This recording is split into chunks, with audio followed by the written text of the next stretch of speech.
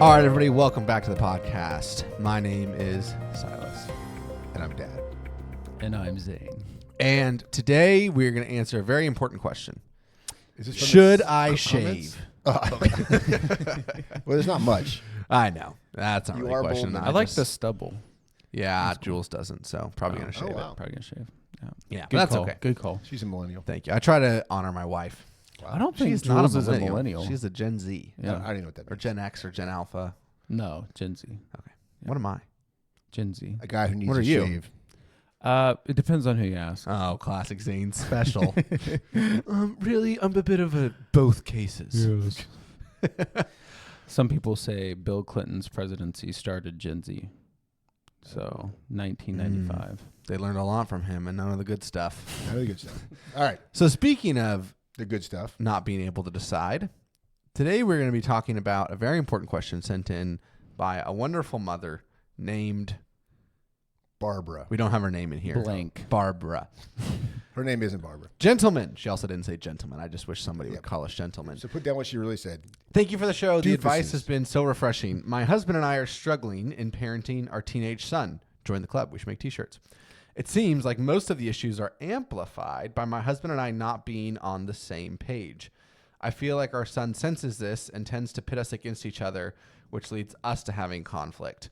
Right now, I feel like this cycle we're in will never end. Please help. Bum, bum, bum. It'll Yeah. end when the kids are When the grown kids out of the leave. house. Yeah. And it's like, When the new problem's gone. Man, we're so hopeful today. Wow. Yeah.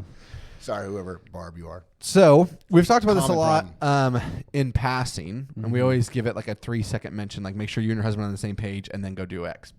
But we've never really talked about what those conversations look like and what to do, how to broach them. Broach them? A brooch is something an old lady wears on her side. It's like a little, opal or something. How to like breach them. Breach them is like when you like break through something. that. Or you come on a ship. A defense.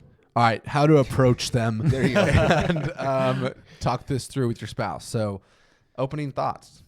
Yeah. Well, I think just Just as the newly married guy, you think was. I know so much. You're like the guy on Instagram, like, here's my marriage advice after 6 months. Yeah. So go ahead. Okay, so the place I'm coming from, not having children of my own, is getting to talk to a lot of couples through my job as a family counselor. And It's everyone. yeah, it's a lot of these families. So what I see a lot of times is these teenage, and we work only with boys, so these teenage boys. I'm listening. And they are amazing at what I think the world would call triangulation, which means they just know how to pit one parent against the other. And I think most parents have probably experienced this. I don't know because I'm not one, but I'm assuming most parents have probably experienced this in some way before. But it is a big issue, especially if it goes unaddressed. And I think sometimes, like there's a couple that I've worked with in the past that they just are kind of at a loss because that's become the norm and Right. what the son expects, and they don't know how to get out of that. So Yep. it's a cycle that just keeps going and going, kind of like she was talking about. What can someone explain to me the definition of triangulation? Yeah, that's good. Ooh. They use this, like snipers use this, and like the police use it when trying to find things. But basically, in this case, it's something completely different. It just means. Oh, so very helpful. Thank you. I'm not even sure that triangulation is the right word. Well, because Who used it? Zane? Well, I used it. I but looked up the definition and it said typically a politician trying to appeal to both the left wing and the right wing parties. Okay, so sort of. Is that The how kid's the we're trying to politician. say it? No. I just am confused by the word. Yeah. No, so triangulation in this context is whenever you're trying to, there's one person that is trying to play both sides. They're trying to pit one person against the other. Oh, yeah. And yeah. I mean, Okay. it's kind of similar to the political Analogy. but it's different in that I guess it is the same. It's a manipulation tactic. Yeah, kids are worse. Yeah. And you're the victim. Yeah. So Barb out there, whoever she is, and she's not alone. This is every parent. So Silas, you said opening thoughts. My opening thought would be I think this is every parenting situation because mom and dad were raised differently. Mom and dad have had different things they bring to the table, different expectations. Even when we say we're the same, like we're putting our kids in a certain school, or we're giving our kids a certain diet, or we're not feeding sugar to our babies, nor can the grandpa feed sugar to our babies. That sounded But yet pointed. behind closed doors, we're not so sure that really happens. Wait, you don't think we don't actually give them I sugar? guarantee one of you guys is breaking the rules now and then. So No. I mean, now and then. Like maybe. there you go. They So did I have that gave 'em- donut the other day. They did have a donut. But here's how it works, right? So that's just like, it's human nature to not be on the same page. I personally believe with some of the smaller issues that maybe mom has to deal with 90% of the time, dad should just, in a sense, humbly submit and say, okay, this is her domain, like household chores in the mornings, or maybe even a lot of the homeschooling, right? Because dad's gone. And for dad to come home and say, oh, we'll just do it my way, when mom's been doing it 80% of the day her way because she's got to get things done. There needs to be some like respect there. But the bigger issues, right? And I'm not saying homeschool isn't big, because it's big, but anyway, we're just talking right now. The bigger issues, like, let's say, how are our kids going to date? Or what are we going to do with the kids' money? Some of the things we've talked about on this show prior, right?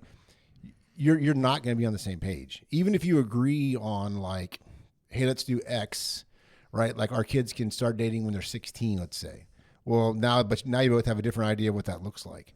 The best thing you do is sit down and say, okay, let's get some third-party input, and whether that's a book, or whether that's an older couple, or whether that's you both just come to the table with all these different ideas that you've barnstormed, right, or brainstormed, and then you like come together with one like template for what it's going to look like when you present it to your kids, and then say, we can't deviate from this. This is why like Future Men works. Kids come there and they haven't been obeying for months, right? They're driving their parents kind of crazy on some stuff. They come to Future Men, and it's like they're getting up in the morning, they're doing their chores in the morning, they're going to church, they're doing all these things. I don't think it's because it's such a great idea, Future Men, wow, this is so wonderful. I think it's because we have this, everybody's on the same page. Yeah. Here's the rules, here's the expectations, here's the consequences every time. And even though many of us are way different, right, in like knowing like our own consistencies even, or how we're gonna like maybe apply it, or just we try to be as similar as we can, but we all know this is the policy. So like, yesterday a kid comes to me, just to give a quick example, and he had not done his homework, he had lied about it, but we couldn't really prove that he had done a certain thing that got him caught. But the consequence of not having his homework done was the same. He knew the consequence. And I asked him, was your homework done? No. Then it doesn't matter what got you to that point. If we're right or wrong on how that looked, the homework wasn't done. So here's your consequence. You knew that, right? Yeah. So why are you mad? And it just took the wind out of his sails, because he was trying to pin us against him and saying, oh, you're blaming me. No one really knows. And I'm like, well, the end result is the same. So I just cut right to the chase. And if it's mom and dad, they're being triangulated, and there's a known consequence and a known standard that both have agreed on, just cut to the chase. How you got there sometimes, yeah, welcome to being human. It's going to look a little different. But at the end of the day, what's the bottom line? One of our earlier episodes, we talked about marriage being the first priority in parenting. And I think why that is, and we kind of drew that out a little more in that episode, is the unity between the husband and wife is really essential in being able to parent your kids, lead them, and for them to understand these things, right? Understand the boundaries, understand the consequences. Because if you're not on the same page, you're not unified in your mission in parenting, then those things are going to come out different almost every time. And so I think just kind of starting out, we have to remember, okay, this is the reason why we have to have those conversations, be talking to each other. And it's not based on your past experiences. I mean, those are obviously going to influence what outcome you want or how you want to approach things with the kids. But it has to be based on what you guys agreed upon, like Aaron said. So that's why it's so essential to communicate about this and be honest about your different perspectives and hash it out. And personality, I think, also plays a big role. And usually the way the thing that I've come in contact with is it's the dad that's more of like the blunt, harsh one, and then it's the mom that's a little more soft, a little more gentle. And that's not in every family, Not in ours. but that's a majority of the ones that It I is talk to. probably, yeah. But there are exceptions. There are exceptions to that, but either way, it's usually the more black and white one that is going to become like the enemy, the bad guy. Okay, guy. so interject real Yep. quick, but keep talking in a second. The kids already know this. Yeah. Mom and dad already know this. Don't try to hide it, but just be respectful of each other. Meaning the kids are going to feel like mom's always more consistent, right? Mom never gives in. Mom's always black and white. Dad's always a softie. Don't let them play you against each other by being the softie, right? You can have maybe a more understanding attitude towards something, or like let the kids sort of like, you can relate through the like maybe some of the like, yeah, I understand it's hard, this isn't easy, but we're trying to raise you consistently, right? But the kids know we're human, and I think if we act like we're really like, we're together, right? But like Lori and I, this is the good example is Lori and I. We're very, very different, and the kids know this. And it's like when you act like it isn't true, kids aren't dumb. But when they know, okay, yeah, I may lax on how it's played out. Most things.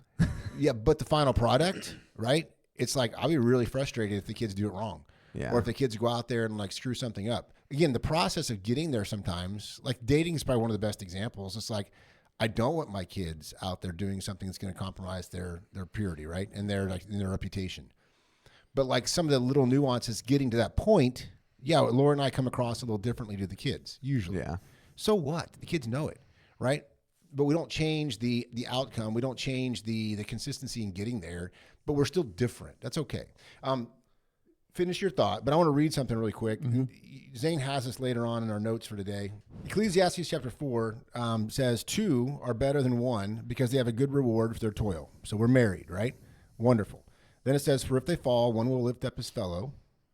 But woe to him who is alone when he falls and has not another to lift him up. And we get this at Future Men a lot. We'll get single parents, or someone's deceased or divorced.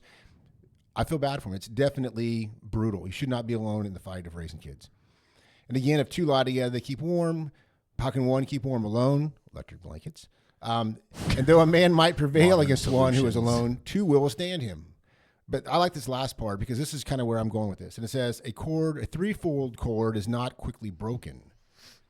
So a threefold cord to me is you're on the same page. Now we could easily like spiritualize this and say it's the Holy Spirit. He's the threefold. He's the one in the middle, which I totally agree. That's like obviously what we need. Or God's word is that third chord, right? That's fine. But practically speaking, on a podcast like this, where this is mostly orthopraxy, in this particular case, I'm like, yeah, the threefold chord part is you're married. Here's what you've agreed to as the standard. You, the husband, the wife, are in the standard. Yeah. So it just keeps it like, it keeps it clean. And you don't have these. The kid knows I can't triangulate because that third chord is there. That's what they're both looking towards, not their own experience. I think what I'm hearing both of you say through this, because you talked a lot about personality and the different ways people enforce things. And I think what it does, having a gold standard that you guys don't mess with, not it can't ever change, but the kid's not changing actively in front of the kids. Having the benefit of having this conversation and achieving those, quote unquote policies for your home or standards. Yep. Is that when it comes to disciplining the kid, or when it comes to these standards have been, upended or breached by a child, it takes your emotions and your personality out of the driver's seat. They're still involved and they still play a huge role, but you're not making decisions purely off of how mad you feel or how bad you feel because, your husband yelled at the kid. Now I'm going to have to save him. And that's so a great point. When you have that policy, I call it policy because that's what we call it Future Men. You don't have to call it that in your home because that sounds a little rigid, but it just stops your emotions from being the main driver and the main factor behind your children's what you're doing with your kids. And that's one of Zane's points on this week's show notes. Yeah. So Zane, keep talking. Sorry to interrupt you. No, you're good.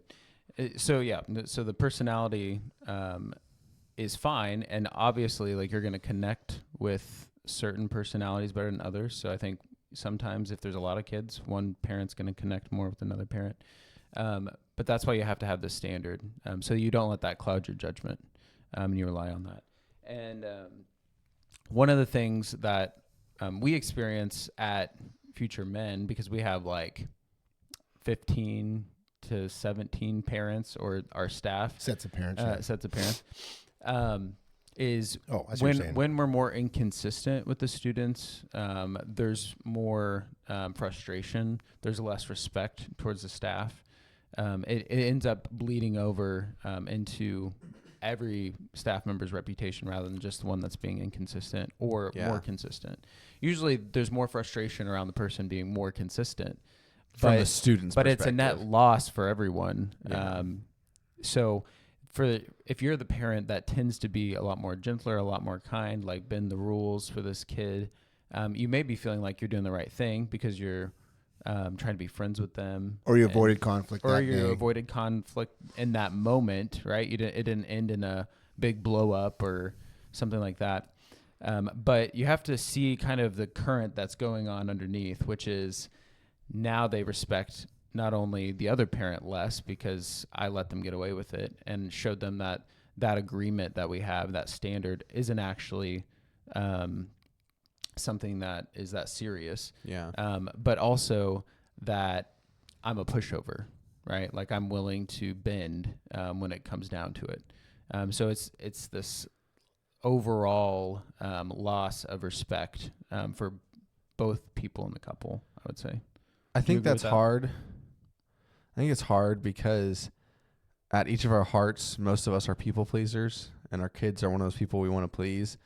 That's like a huge part of it. And then another huge part of it, which you would probably speak to, is most of the time we just don't want to deal with it. Like even with That's almost always with it. my kids who are like 1.5, sometimes I'm like, I don't even want to do discipline right now because it's just going to make you more sad and it's going to drag this issue on rather than me just ignoring it. But like you said, it sort of shifts the whole dynamic.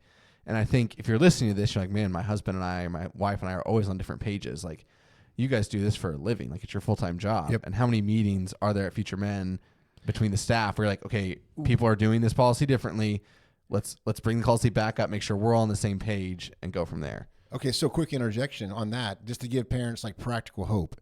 So at our parenting class, we have accountability at the very beginning of every class, and everybody has to go around and talk about what they're doing in their devotions, what they're doing for their date nights, and then, dumb as it sounds, like what are you doing?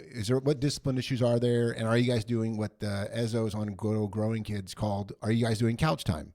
Devos, discipleship, And discipline. date night. Yeah. Oh no, not discipleship, discipline. Well, and date yeah, night. whatever. Yeah. But in that couch time catch up, all that is basically at Future Men our weekly staff meeting. So at Future Men we have like Tuesday staff meeting, then we have directors meetings. Wednesday night they have a mentor meeting. Friday morning we have a mentor encouragement meeting. All those to make sure we're on the same page. And then we're teaching some like, And that's 4 meetings a little week principle. for people that do this for a living. yeah, and it's like we think we already know it, but you don't, because every kid's different. The situations are all being the same principles, right? But they do get played out with a little different nuances. So all that to say, as parents, you really need to be communicating, maybe not every single day, having like this couch time special moment of like 15 minutes, maybe of check-in, but it's super helpful. And like, even though those of you who are listening out there may not have gone through Growing Kids or whatever, right? Which actually is a really good program. Don't hate on me in the comments. But it's for Lori and I, right? That was in the early days, that was our threefold cord. That was our third, like, okay, we're going to pick this standard because we were both so different. And we're like, we're going to get divorced if we don't like find a common ground to agree on. So we just picked that because that happened to be offered at our church. And we said, we will both do this. And it saved us. But in that, again, they teach check in daily with what's going on. I would encourage you parents to do that, because especially if you have younger kids, because when dad comes home from work, what has been frustrating mom all day? What have the kids been doing that's like hard that dad can go in now and reinforce rather than just undermine whatever mom's been doing that she's already kind of losing her mind. And then you come in and sort of make it worse, thinking you're making it better. But the kids are happy. Look, we're playing. You're resting on the floor. And mom's like, yeah, they've been like driving me crazy all day with their out of control behavior. Now they're fighting and running and screaming in the house. And I just need some peace and quiet. Yeah. But if you just checked in for 5 minutes, you may say, hey, take the kids outside. I need a break. Or, hey, this one is being mean, or whatever it is. But like being on that same page, one way of doing that, besides a big overall, this is our, like you said, policy, right? What about the daily check-in? right? And seriously, as goofy as it might sound, couch time. And as many deconstructionists as are out there saying, "Oh, hate on these people," I'm like, you know what? No, they gave some good guidance, and it's like there's nothing wrong with, hey, I'm checking in with my spouse. Where are you at? How are the kids? And whether that's you're both working, you come home at the same time, let's be on the same page tonight, or whether that's one of you relieving the other of duty, so to speak. And you dads that are out there, I say this to future men all the time. Now you're going to your other job, your real full-time job. Future men is like I pay you for working there. When you go home, that's a job. I mean, you're on until the kids are asleep, and then you're sort of on still with your wife because she needs, a friend still. She needs a mate still. So it's hard. Life's tough. You have kids, it's tough. Make it easier. We talked with someone the other day who gets to work with a lot of families, and they work with a lot of more, I don't know if high profile, high income is the word, but they talk to a lot of these dads who are running these multi-million-dollar businesses, and they come home to their family and they're sort of like checked out, or they don't have a clue. And it's interesting because you look at like, well, how do you run your business?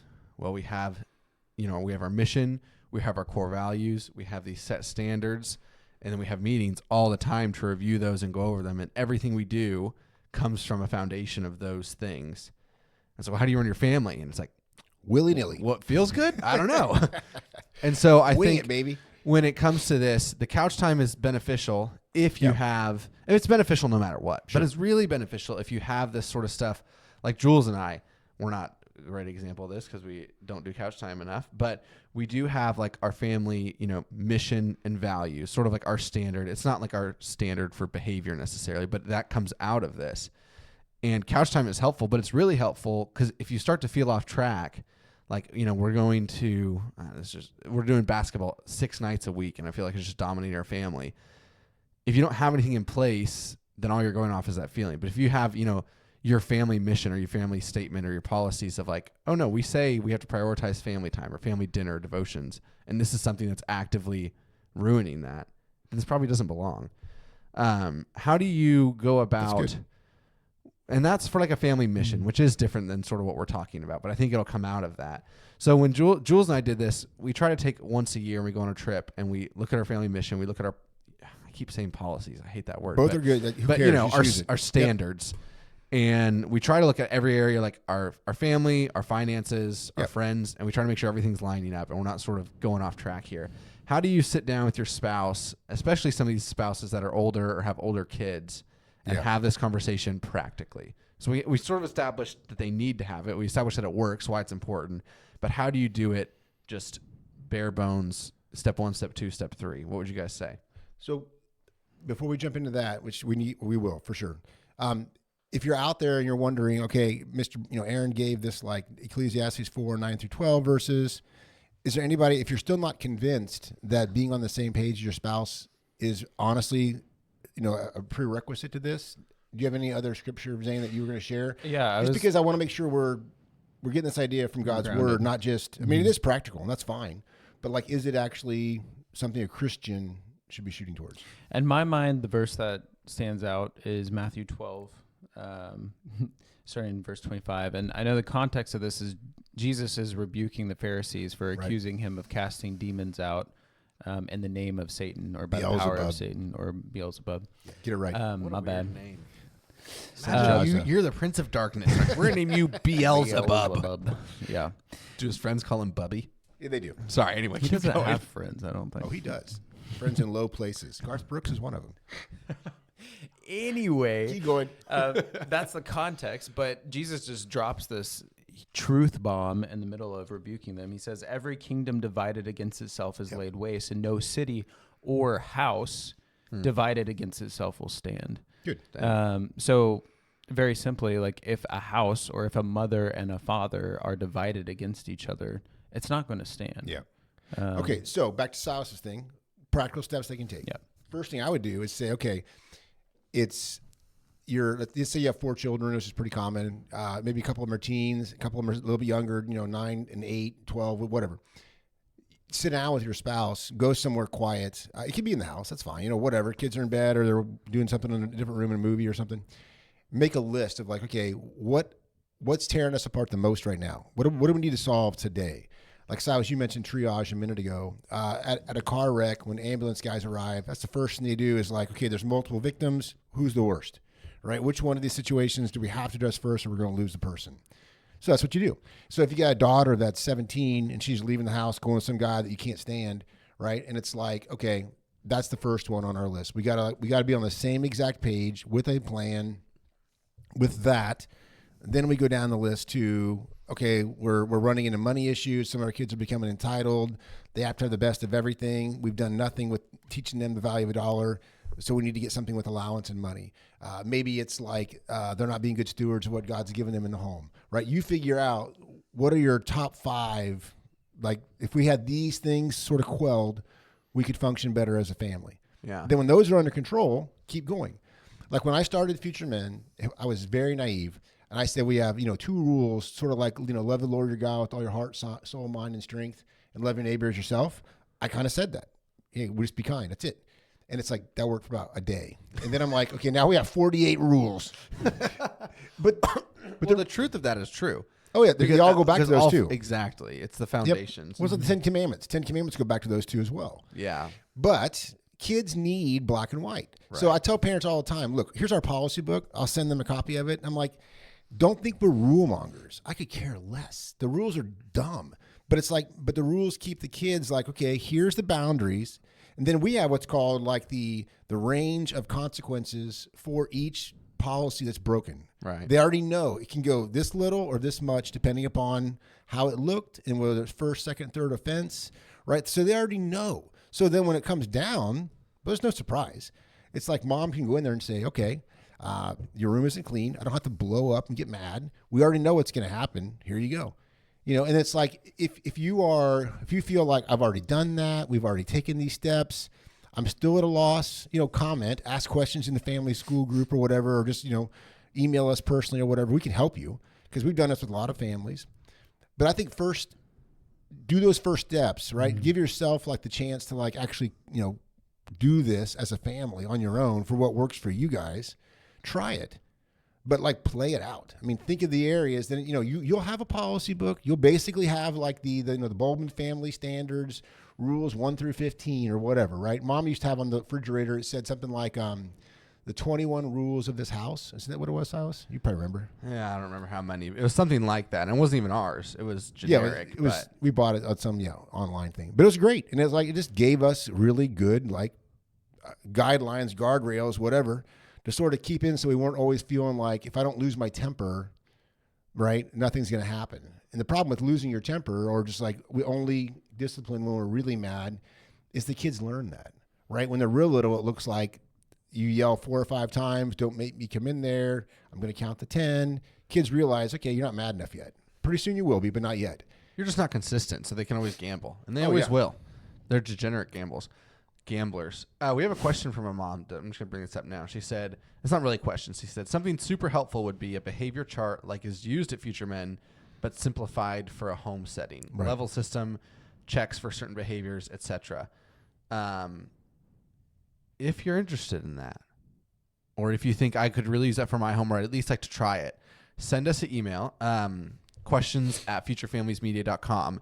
And we'll jump on a call with you and do it like one-on-one. We can't do this for everybody. We could do it for like 1 or 2 people because I'd be interested to see how it plays out. And we could also use it to sort of, it helps us because we can see it from we can get new perspectives in on this. So if that sounds like something that would be helpful for your family, call us and we'll sit down and we'll all do it together and it'll be fun. So send us an email. Yeah. And just so you know, like again, it really needs to come from you. We can help. We can give guidelines. But when the kids think, oh, you're just doing Future Men's, because kids do this at Future Men. When they leave, parents say, I want your level system stuff in my house. And I'm like, it won't work.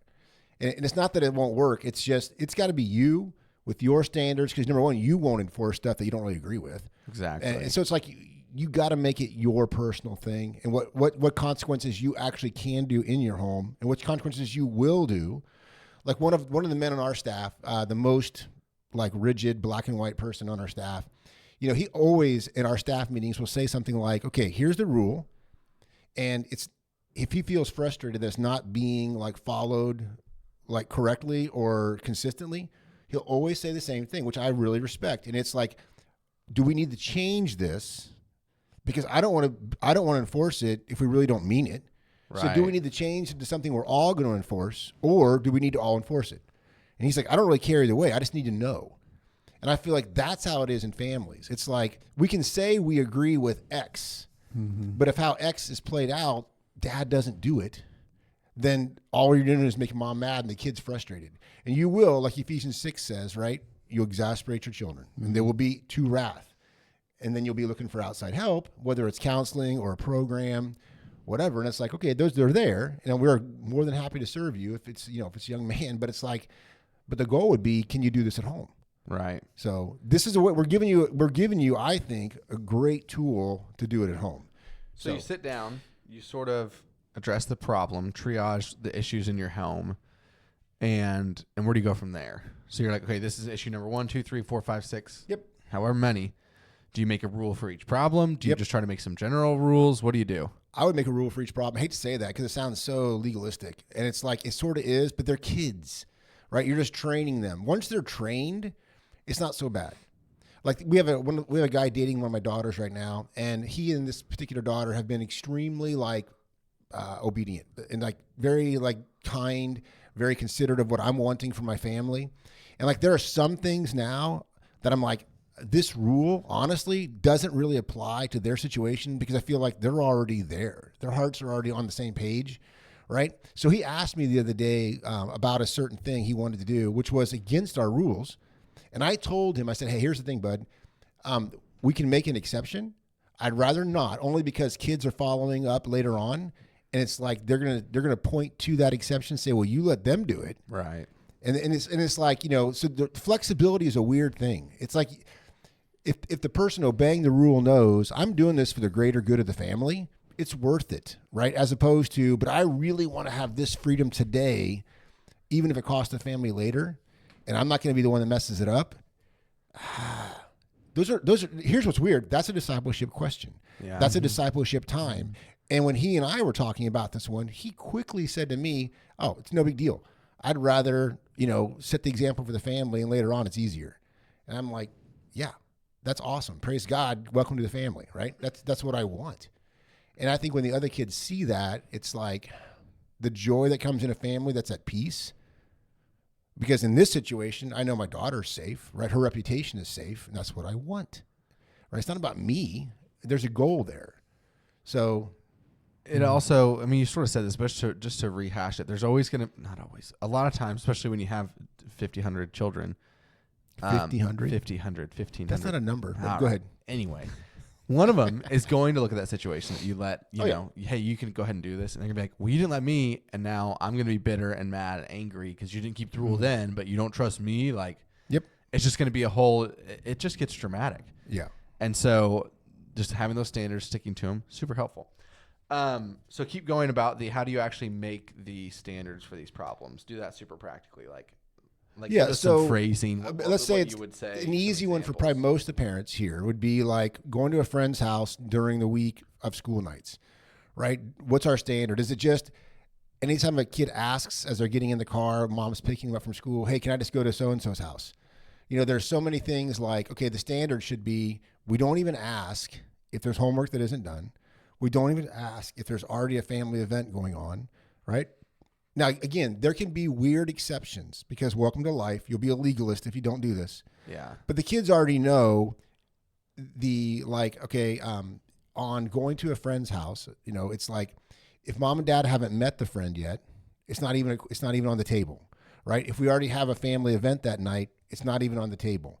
Unless, again, it's a really weird exception, meaning a teacher came and said, hey, I had a cancellation of this one kid.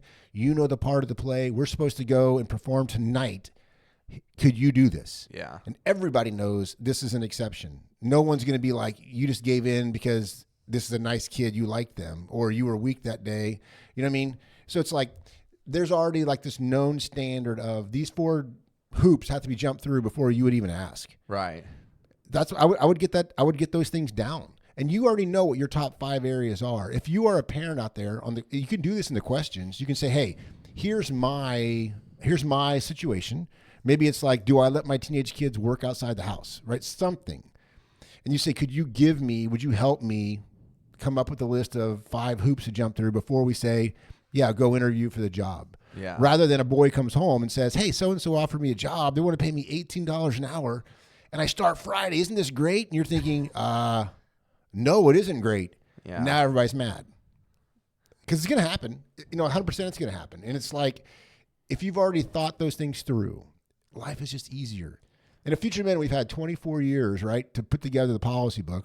And here's the crazy thing. Zane knows this. Every Tuesday when we meet, every policy is on the line, meaning anyone can be ditched, anyone can be modified, and anyone can be, we can add a new one. Because we know it's a living document. It's like, this is a family. Things are just different. It's not living. It's shifting. Oh, it's the only living. living is God's word. I was thinking the Constitution. That's called a living document. It really shouldn't be, but it kind of is. Yeah, that's how they treat it. Anyway, though. does that make sense? Yes. Silas? Yeah, I'm just laughing at Zane's. That's how they treat I get a it. little passionate about this because No, I this feel is like good. This is So- going to save parents. I was just gonna say, when we were kids, just to put this out there, you guys did this where we Right. weren't like you say you're not even allowed to ask because you already know, and it was like true. It's like we can't even ask. Can we do this thing if our school wasn't done, if our chores weren't done? And what it does is you just stop yourself from having 17 arguments with your children next week, but also from a kid's standpoint, I think it actually helps teach them discipline and self-governance because they know the standard. They know how to hit the standard before they go. Versus if you don't do that, then the only standard is mom's opinion. So you always have to go to her and ask. Versus if I know I have to have this done, this done, this done, it teaches me to go get those things done so that this can even be an option. And it's not guaranteed. Like the answer isn't always going to be, yep, you can, because you check the boxes. But it just teaches the kids how to get to that point on their own before they even need help going forward. Does that make sense? Oh, yeah. And like I gave the example of that young man that came to me yesterday, right? Yeah. Wanting me to go and fight for his cause because he was unjustly given consequences. And one thing I told him was, do you understand you're at Future Men right now for this exact thing? He's like, my parents didn't care. I didn't wear a hat for having my homework not done. I'm like, no, I know that. I said, but it was deceit. It's manipulating a situation. It's lying about the arrangement of the facts, right? To just paint yourself as the victim when you knew the bottom line. You're not a victim. True, you may not have done the act of he was accused of basically erasing from his whiteboard right in the house, the fact that his homework wasn't done. So thus he, got to do activities that he wasn't supposed to do. And he's like, well, I was confused. I'm like, you weren't confused. And it's like, and you're probably the one that accidentally erased it. I know my staff didn't erase it because I asked everyone. So it's like the only person left who would gain from erasing it's you. And you did the act of what was allowed without, having a star on your board. So it's like, it's obvious you did it. I said, but I don't care. I said, I'm not mad at you. I'm not even giving you consequences for erasing it because I can't prove you did it. And you know that.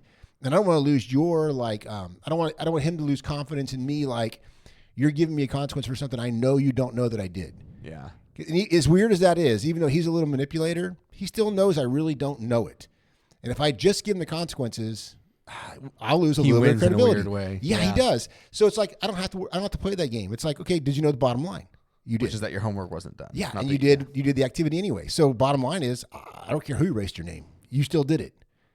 Yeah. And he just turned around, walked away, but knowing, crap, that won't work next time. Yeah. Because it didn't work this time. As opposed to, how can I do it again next time to where, and here's the funny thing, to where I get further behind in my work. How can I shoot myself in the other foot too? Zane, what were you going to say? They're just kids. Yeah. Yeah. I was going to bring up the issue of what if a mom, let's say a mom, says yes to something, but then the dad comes along, hears about it, Yep. and is like, no, Let's I undo don't want to do that. What's the best way to go about a situation like that? Because that happens a lot. Yeah, so we've recently had a family do this in regarding like sports for their children or something like that. It was a pretty big deal, and they're on different pages. And it's like every situation is a little different, and I don't know all the nuances, but in general, right, I would say you got to support each other. The minute you don't, and again, there's a history. I understand. Meaning that. support what the mom said? Because she said it first? Support what's original. What was the initial agreement with the parents had on this particular topic? What if they didn't have one? Because if they had it, ideally they won't be in this situation. Right. So then you just follow. If they didn't have one, then and they've done something that goes one is like so there wasn't a policy on going to a friend's house. Mom said no. Kid goes and asks dad. Dad says yes. Kid leaves and goes. No, your mom said no, right?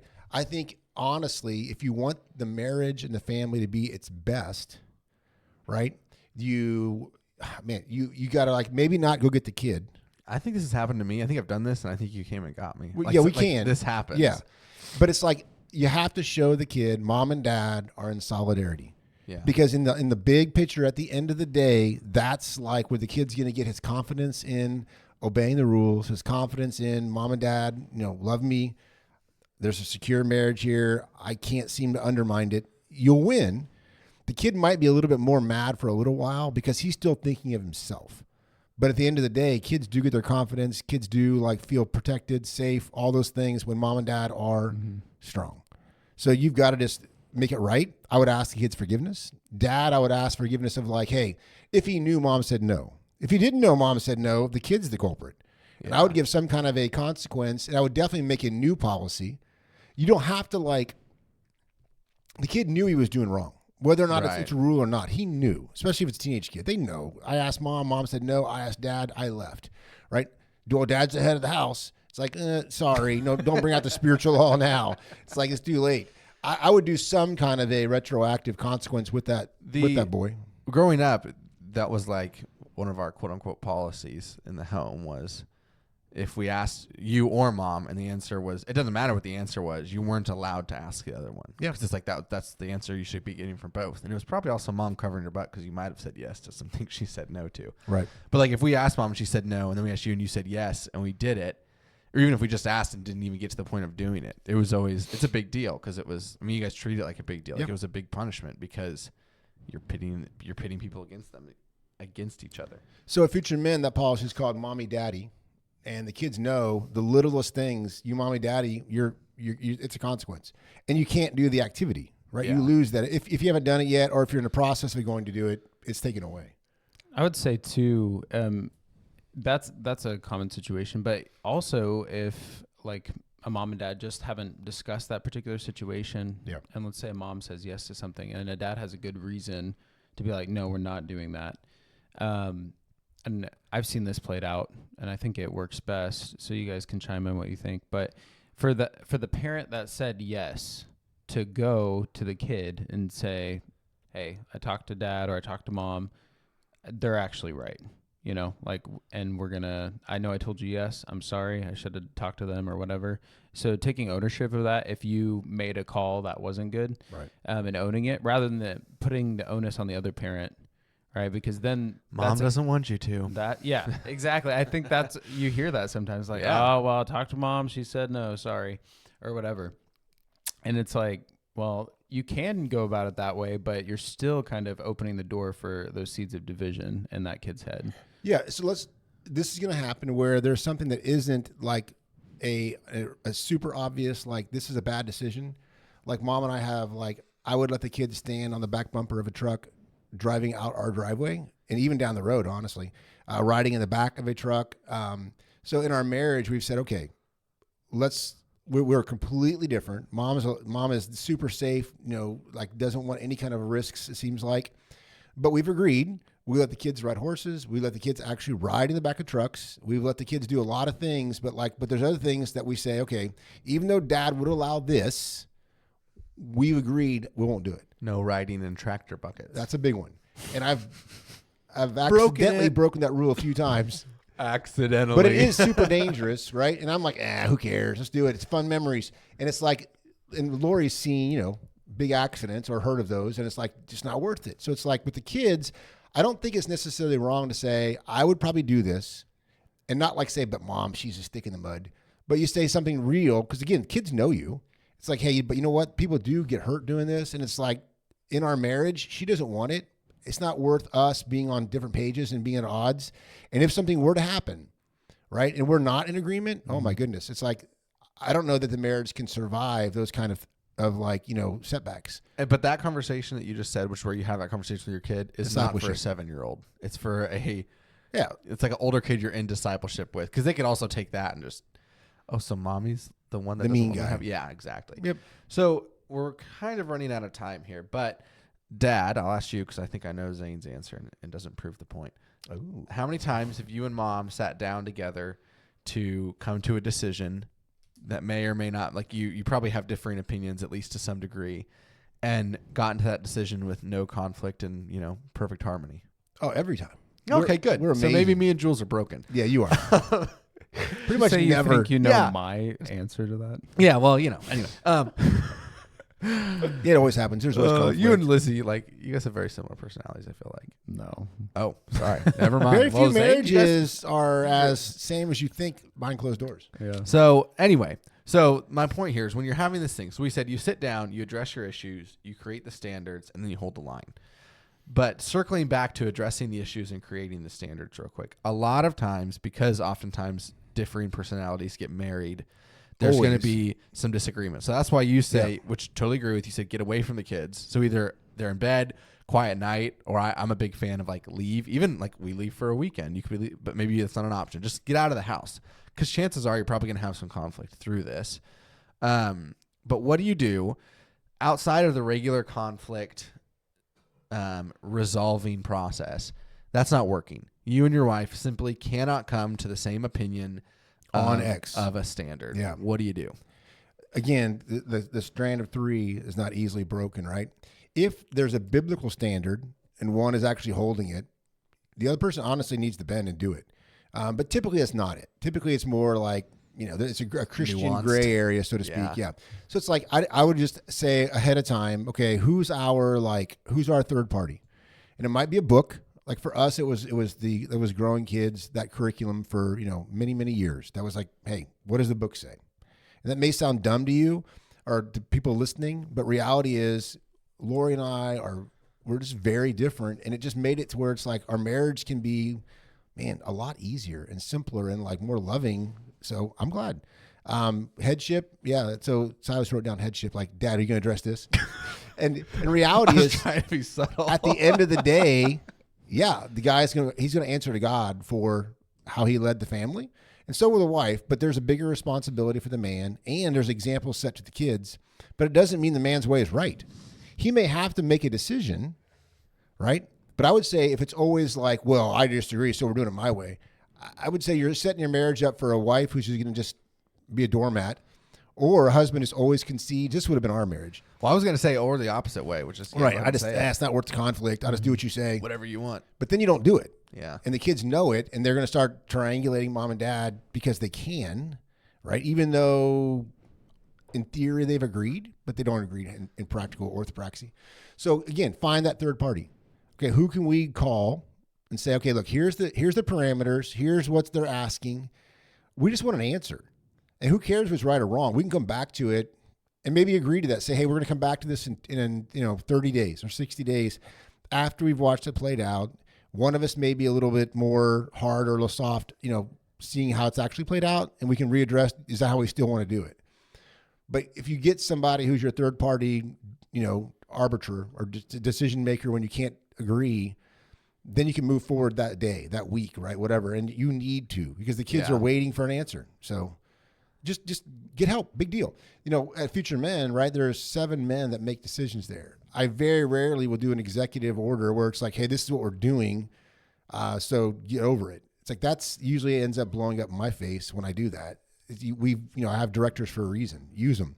And you're married for a reason, right? Use your spouse, but also use your third party, whoever that is or whatever that is. Great. Would you add to that, Zane? Or is that I think you sufficient? said that very well.